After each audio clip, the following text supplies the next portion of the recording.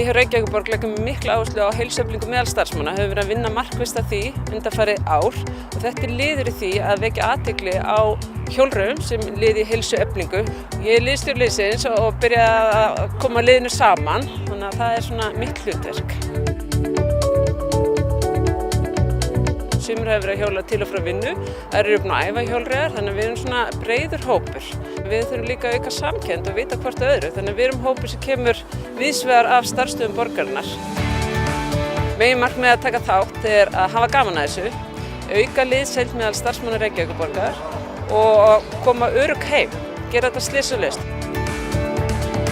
Reykjavíkurborg er flottur vinnustaður, það er mörg tækifæri og mjög gott að vinna hjá borginni. Mikið af skemmtilegu fólki, fullt af skemmtilegum uppákomum og lifandi vinnustaður, endilega koma og vinna hjá borginni og til dæmis taka þátt í WOW Cyclathon með fjölbreyttum hópi starfsmanna.